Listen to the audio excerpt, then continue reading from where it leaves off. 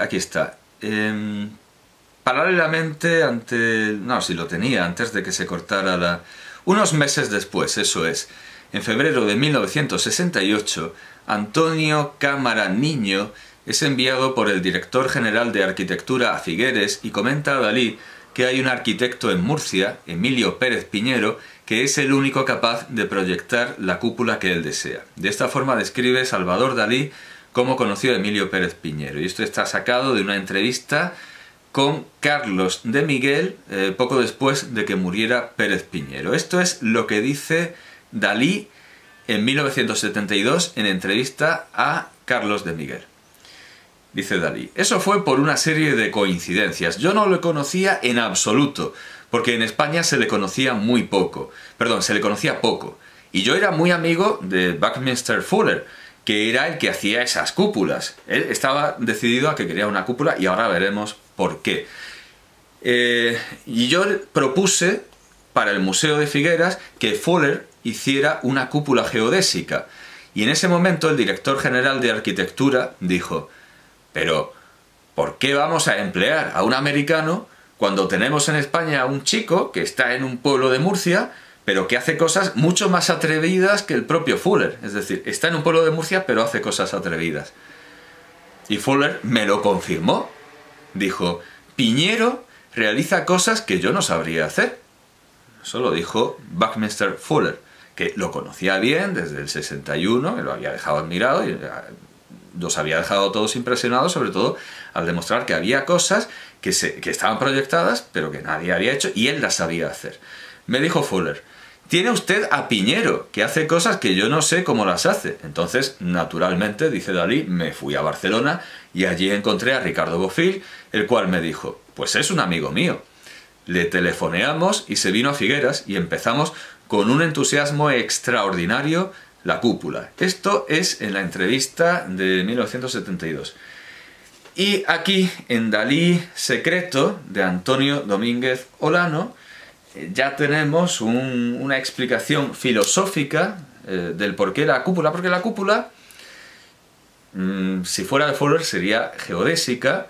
Aquí ya la hemos visto llamar hipercúbica por el hiperespacio, por naturalmente la física, la nueva física que tanto apasiona a Salvador Dalí. Pero hay claro, la física. Dalí está deslumbrado por los descubrimientos de la nueva física, pero el que sea una cúpula tiene otro sentido y otra filiación. Voy a leer esto completo y alguien dirá: pero estoy leyendo cosas que no se relacionan. Tienen relación, luego trazaré la relación. Dice Antonio Domínguez Olano, citando a Dalí. Hablando de Dalí, cuando cite a Dalí lo haré notar. En su niñez, en su adolescencia, empezó a apuntar el sentido de la propiedad, que le sigue entusiasmando, que es una cosa que le apartará siempre del comunismo, del socialismo. Hablando del derecho romano, a propósito del sentido de la propiedad, tan de países capitalistas, me apuntó: sí, fueron los romanos los que encontraron la propiedad privada, que es lo más sublime que existe. Da, como dijo Pujols, la posibilidad de vivir sin trabajar. Por cierto que esto de Pujols lo he visto citar hace muy poco para hacer mofa y escarnio de los nacionalistas de los nacionalistas e independentistas catalanes, que piensan que por ser catalanes ya tienen pagados todos sus gastos allá por donde pisen, allá por donde vayan, todo el mundo querrá pagarles. Tiene que ver con esta cita de Pujols. Era una cita de Pujols y tiene que ver con este entusiasmo por la idea de vivir sin trabajar. Y dice Dalí: y esa es la máxima libertad que se nos puede ofrecer en el mundo, porque puede que otros sistemas, incluso el socialismo, traigan la libertad de prensa y otras muchas libertades por las que suspiramos. Pero si te tienes que levantar a una hora determinada para trabajar, porque al trabajo sí que estás obligado, ya estás jodido. Esto es lo que dice Olano, que dijo Dalí.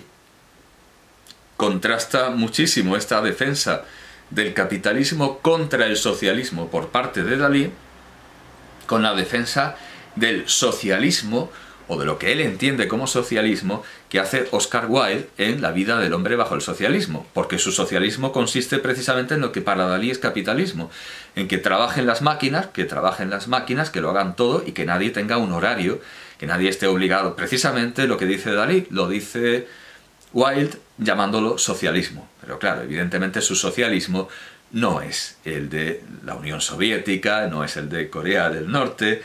En realidad su socialismo viene a ser una especie de esclavitud de las máquinas que permite a todos los seres humanos ser terratenientes. Posibilidades, esto ya es de Olano, posibilidades de un mundo sin trabajo. Es curioso que los máximos trabajadores admitan y hasta defiendan la posibilidad de un mundo sin hacer nada, de una amplia civilización del ocio.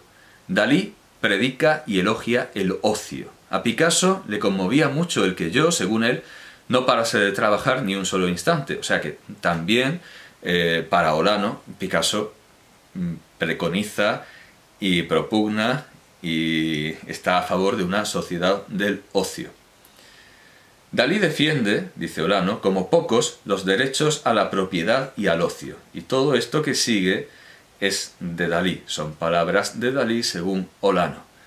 Un mundo sin trabajar, yo lo acepto todo. De la misma manera que hay gente anárquica, gente a la que no le gusta trabajar, si hay gente que goza trabajando, que trabaje, y al que no le guste, que no trabaje. De todas maneras, el trabajador está en vías de extinción. Pronto ya no habrá proletariado. Carlos Marx decía que cada día habría más trabajadores. Se ha equivocado. Ahora ya hay más intermediarios, más ingenieros, más todo eso. Pero trabajadores de verdad ya no existen, porque han sido sustituidos por las máquinas, es decir, lo que quería Wilde. Incluso los que hacen las casas muy pronto dejarán de hacerlas porque se harán automáticamente. Aquí digo yo que se ha equivocado Dalí, porque yo, en la calle por la que he pasado todo este curso había unos obreros que estaban haciendo ahí una casa sin casco, sin mascarillas. ¿Para qué van a llevar el casco, verdad? Eso no conjunta. Y poco torcida les ha quedado. Para la manera de trabajar que tenían, poco torcida les ha quedado. No se han sustituido los albañiles por máquinas, a pesar de... Sería una buena pregunta el por qué. Porque a la larga saldría... Bueno, claro, ese es el problema. A la larga saldría más económico. Pero las casas no se hacen a la larga, no se hacen como churros, no se hacen en producción industrial, así que quizá por eso no tiene sentido montarlas en cadena. Y cuando se han montado en cadena ha sido un desastre, como en esta urbanización que está sin agua, y que es como cuando en la segunda parte de estas películas con Romy Schneider, sobre la emperatriz Sisi, o Sisi, pasan por Venecia y todo el mundo les cierra las puertas, las ventanas, las persianas venecianas, y Sansueña es la Zaragoza mítica y la España mítica de... La Zaragoza mítica de los romances y la España mítica de Cernuda. Sansueña no, pero algo parecido a Sansueña. Una urbanización de Madrid que hizo un célebre Pocero. Son como ciudades fantasma, que parece que está pasando el emperador de una potencia que se entiende por invasora, pero no, es que sencillamente allí no hay agua, no hay quien viva, y eso, la verdad es que tampoco se hizo en serio, O sea, aquí Dalí se equivoca, las casas no las hacen ya las máquinas, los albañiles siguen poniendo tochos. Sí hay grúas y todo, pero los albañiles siguen, los currelas siguen ahí con su bocadillo y sus piropos. Incluso los que hacen las... Bueno, esto no. Si según los dictados del máximo genio español, el arquitecto Piñero, autor de la cúpula reticular que cubre mi teatro museo de Figueras... Ah, bueno, sí, según... No es una condicional, es sí con tilde. Que él pensaba eso, se equivocaba. Piñero se equivocaba. Lamentablemente. Claro, él tenía una mentalidad de futuro y el futuro casa mal con el obrero enseñando la hucha y poniendo tochos y...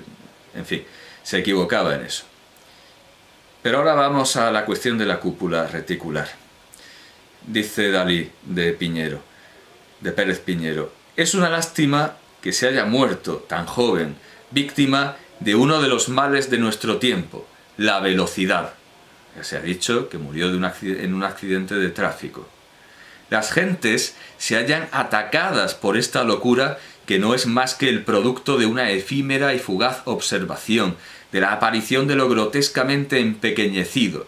Seguramente, ya que las construcciones a partir de Piñero serán puramente matemáticas, ya no harán falta trabajadores. Todo lo harán los técnicos, manejando unas grúas. O sea, que nadie tocará nada. Pronto se podrá telefonear y dar instrucciones a una máquina, que a su vez ordena a otra máquina y todo se pone en funcionamiento. Todo se hará con la arquitectura reticular. Por eso llamaron a Piñero el de la NASA. Efectivamente es verdad. A la Luna no se van a llevar piedras y cemento para construir, todo hay que llevarlo prefabricado. Y para ello es ideal la cúpula reticular. Lo que pasa es que, ya digo, se acabó el interés en la Luna. Es curioso que nazca Piñero, que surja con sus ideas y al mismo tiempo que España se declara monarquía. Ya decía, y aquí viene la base filosófica de la cúpula, ya decía Dors que la monarquía es la cúpula. Cuando presenté a Eugenio Dors dije que eso lo repite en infinidad de obras. Para él, bueno, lo que se llama skyline, el horizonte de una ciudad llena de torres, indica que no hay un poder central, que es una república, ya sea Bolonia o ya sea Nueva York. Y cuando hay una cúpula quiere decir que hay un poder central, por lo tanto la cúpula es monárquica. Eso naturalmente casa mal con una ciudad como Washington, con sus cúpulas con la cúpula del Capitolio, que es una república y sin embargo tiene una cúpula que encima no es la representación del jefe de Estado, porque el jefe de Estado está en una mansión, la Casa Blanca, que no tiene cúpula. Así que es una generalización que para la mayor república y para la mayor revolución igualitaria del mundo contemporáneo no vale, no vale. Pero bueno, esa idea de Eugenio Dors la adopta Dalí, como muchísimas otras ideas, como muchísimas otras, por ejemplo, contraposiciones y binarismos, y es curiosamente el Teatro Museo Dalí de Figueras, la unión asombrosa entre la arquitectura y los postulados de Buckminster Fuller y la filosofía de Eugenio Dors a través de Dalí, a través de Pérez Piñero. Ya decía Dors que la monarquía es cúpula. Hemos hallado en Piñero al arquitecto de cúpulas reticulares monárquicas, más sublime del mundo. Quizá el único, ¿no? Porque cúpulas monárquicas se hacen muchas. Cúpulas reticulares monárquicas ya entramos en un terreno más limitado. Era, dice Dalí, el único arquitecto monárquico conocido. Claro, el único arquitecto monárquico conocido. De la misma manera que el único pintor monárquico conocido era yo. Ahora, con la monarquía, todos dirán que eran monárquicos. Saldrán pintores monárquicos con la misma facilidad que se reproducen los rubillones, las setas en el campo. Los rubillons que nosotros llamamos en Andalucía níscalos. Imagino que en Murcia probablemente los llamarán rubillones por influencia ciertamente catalana. Sigue diciendo ya Olano, ya Domínguez Olano, no Dalí. La cúpula reticular y monárquica de Piñero es efectivamente una obra maestra dentro de la arquitectura mundial. Y yo puedo dar fe, yo he estado allí. Y eso está muy bien, eso está muy bien. Para Dalí fue un duro golpe la muerte del joven maestro de la arquitectura que, según Dalí, era el que hubiese podido salvar el paisaje español, cada día peor tratado por las anárquicas y horrendas construcciones, sobre todo en zonas de explotación turística, porque, y aquí cita otra vez a Dalí, dice Dalí, estamos estropeando nuestro paisaje, y en esto está en plena consonancia, en absoluta consonancia con César Manrique, que también pretende una arquitectura precisamente en las mismas costas invadidas por los turistas, una arquitectura completamente respetuosa con el entorno, con la belleza natural. Y, como he dicho, también César Manrique muere en un accidente de tráfico en nuestras pésimas carreteras comarcales, regionales, secundarias. Y alguien se preguntará, ¿por qué he leído esto del capitalismo y de la propiedad privada cuando lo relevante era esta parte final de la consonancia, de la compenetración de la naturaleza con la arquitectura que perseguían tanto Dalí y Pérez Piñero como César Manrique? ¿Por qué he hablado de esto de la propiedad privada? Porque precisamente en ese museo se da el hecho curiosísimo de que la propiedad privada, que para Dalí era genial porque te permite vivir sin trabajar. Tú tienes una tierra en arriendo, te da dinero y tú no trabajas. Es el modelo, claro, es para Dalí el capitalismo, para Oscar Wilde la mecanización. Los robots, que en aquel tiempo no existían, porque es a partir de Karel Čapek cuando se llaman robots, son las máquinas las que con su trabajo te permiten vivir sin trabajar. En Wilde, en el socialismo de Wilde. Y en el capitalismo de Dalí es tener unas tierras, lo que con sus rentas también te permite vivir sin trabajar. Curiosamente, el teatro museo Gala Salvador Dalí, el teatro museo de Figueras, da de comer a sus habitantes casi prácticamente sin trabajar. Porque en todos los alrededores lo que hay son unos precios desorbitados y salvajes, verdaderamente alucinantes, que a mí cuando me dijeron que teníamos que hacer, que permanecer en Figueras y almorzar allí, yo me llevé las manos a la cabeza porque sabía que eso iba a ser un saqueo. Y digo, madre mía, ¿cómo me las apaño yo? Bueno, sí, hice un truco. Como yo daba un curso que lo cargué mi almuerzo como un taller. Y estaba plenamente justificado. Pero, Dios mío, aquí se me va a ir todo lo que estoy ganando con el curso. Porque efectivamente los precios en Figueras son absolutamente salvajes. Almorcé a cuenta del consorcio de profesores con el que iba, justificándolo como un taller, efectivamente, o un laboratorio, efectivamente estaba en plena consonancia con la materia que impartía, pero claro, la comida me dio sed, y las botellas de agua también, que claro, en Cataluña se compra agua embotellada, a mansalva. También hallé que las botellas de agua también tenían un precio abracadabrante y lunático y delirante. Entonces, claro, recurrí a una escapatoria elemental que se puede dar en Cataluña, o se podía dar en Cataluña, no sé si sigue siendo así. Compré el agua en una farmacia. Porque en Cataluña, por alguna extraña razón, el agua de Vichy catalán se considera que sigue teniendo propiedades medicinales. Es un agua, que casi medicamentosa, y se vende en las farmacias. Y el precio estándar que tiene la botella de agua de Vichy catalán en una farmacia es enormemente inferior y además es en botella de cristal, de agua con gas, de un manantial, es infinitamente inferior al precio que tiene un botellín de agua de plástico de origen y fuente desconocida en una tienda para sangrar turistas. Así que, curiosamente, aquí la propiedad ajena permite a los lugareños prácticamente vivir de una renta, vivir sin trabajar, sin buscarse un oficio en condiciones, porque como está allí el museo y los turistas vienen a ver esa maravilla y ese prodigio, a todos aquellos que cometen el error de quedarse y no salir corriendo, claro, si salen corriendo se arriesgan a que les pase lo que a Pérez Piñero, porque él también parece ser que salió de allí, seguramente no porque todo estuviera muy caro, sino porque no había nada. Y la velocidad ya la ha descrito magníficamente Dalí, es uno de los males aterradores de nuestro tiempo. El caso es ese, que la obra de Piñero, y naturalmente de Dalí, que es una propiedad, era una propiedad estatal, es una propiedad socialista. Aquí, claro, todo se desencaja, lo que es socialismo para Wilde, lo que es capitalismo para Dalí, porque ya hemos dicho que esto es un proyecto estatal.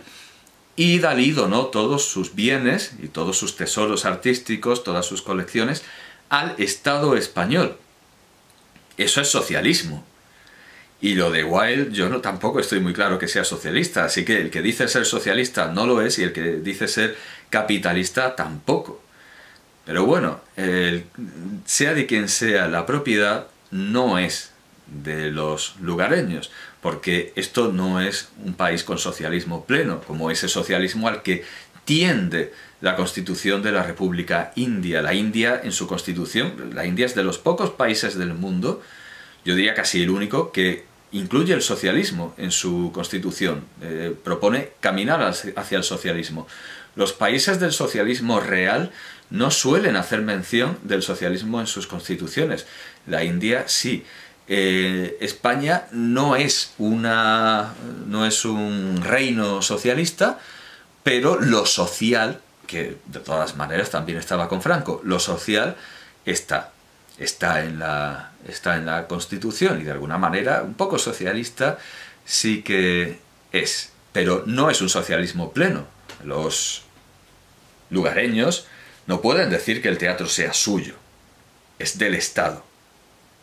Y el Estado somos todos según para qué y según cuándo. Así que podemos mantener que es una propiedad ajena y ellos viven, maravilla del rentismo, viven de una propiedad ajena cuya titularidad es indiferente. Porque Dalí se admira de que la propiedad privada permita vivir sin trabajar. Pero es que resulta que en Figueras se realiza el milagro de que la propiedad ajena también permite vivir casi sin trabajar, simplemente poniendo precios abusivos y desbordados. Bien, con todas mis disculpas de nuevo por esa manifestación de la biología y ese instante en el que el mundo desaparece, muy parecido a la velocidad extrema que ha sido el estornudo, con mis disculpas de nuevo, por supuesto para los herederos y para la fundación cuyo texto he leído, que no lo entiendan como una falta de respeto. Yo creo que he presentado de manera, en general, más bien decente a este grandísimo ingeniero y arquitecto e ingeniero, como eso de que Cristo ya nació en Palacagua. Bueno, arquitecto e ingeniero que es Emilio Pérez Piñero.